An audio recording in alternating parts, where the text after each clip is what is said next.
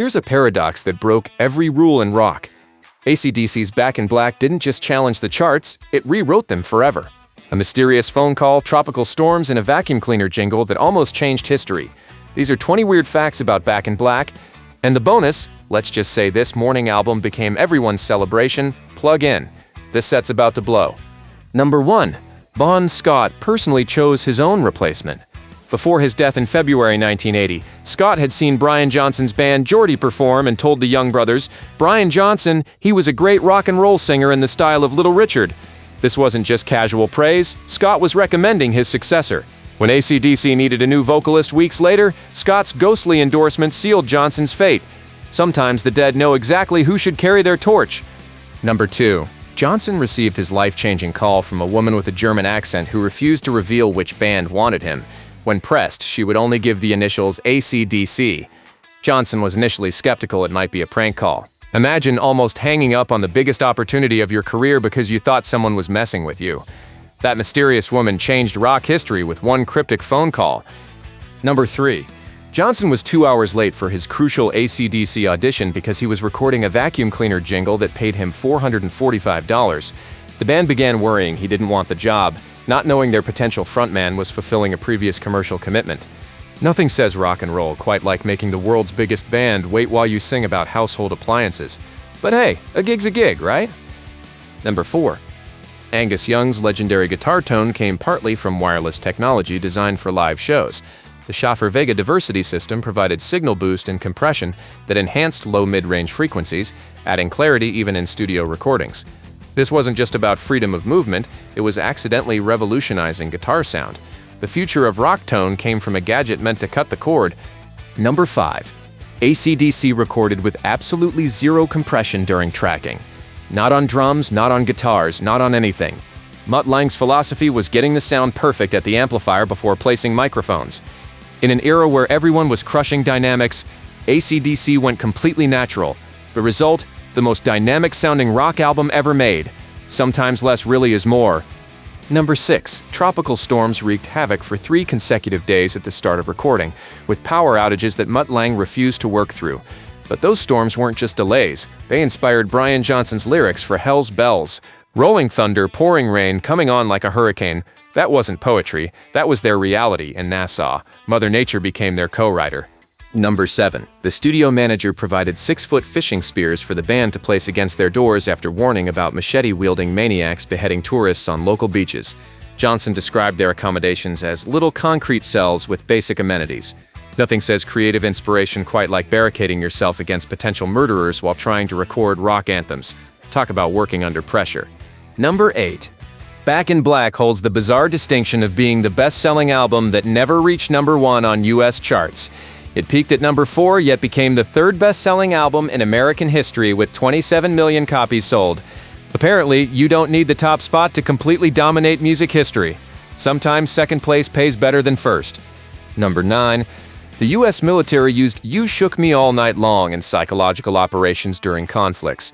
Meanwhile, Motorhead reportedly used the entire album to tune their sound systems due to its pristine production quality. So this morning album became both a weapon of war and a standard of sonic excellence. Bon Scott would have loved that irony. Hey, pretty wild so far, right? If you're enjoying this deep dive into rock history, go ahead and hit that subscribe button so you don't miss what's coming next. Because in a minute we hit Valium addiction, detuned harmonizers, and a crab that interrupted recording. Trust me, it only gets more bizarre from here. Number 10. Shoot to Thrill was actually inspired by British housewives' Valium addiction. Despite all the sexual innuendo, Johnson revealed it reflected his observation of prescription drug dependency in 1980s England. Too many women with too many pills referred to overwhelmed national health system doctors handing out tranquilizers like candy. Rock's dirtiest anthem was actually social commentary in disguise. Number 11. That famous snare sound used an Eventide H910 harmonizer detuned to 93 cents with feedback controls cranked up. Engineer Tony Platt called it a real pain as it would fail to trigger sometimes, but it added crucial depth to Phil Rudd's snare hits. They basically broke expensive equipment to get the perfect sound. Sometimes the best tone comes from technical malfunction. Number 12. The iconic Hell's Bells bell was recorded using over a dozen microphones placed around a 2,000-pound bronze bell, then slowed to half speed for that deeper tone. The bell came from John Taylor Bell founders in Loughborough, England, the same company that made Big Ben. They literally recorded royalty to open their masterpiece. That's not just attention to detail, that's obsession with perfection. Number 13. The title track, Back in Black, started as Malcolm Young's old warm-up riff that he'd mindlessly play before rehearsals. The Young brothers insisted Johnson write it as a celebration of Bon Scott's life rather than something morbid. What began as finger exercises became their most powerful tribute. Sometimes the most meaningful songs hide in the most ordinary moments. Number 14.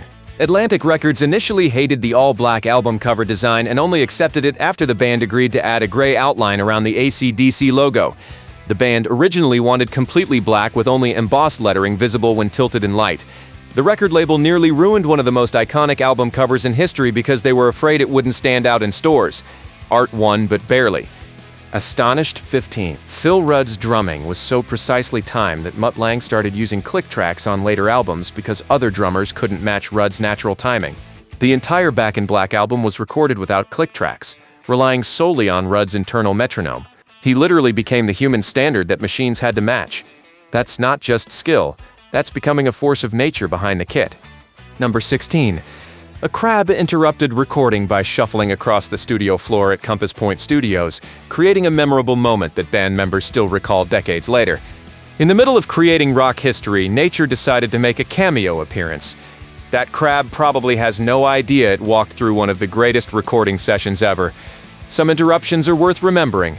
Number 17. Metallica's Kirk Hammett explicitly stated they wanted a Back in Black when creating their Black album. He said, "We had our sights set on bigger things, we wanted that. It's obvious, we wanted a Back in Black."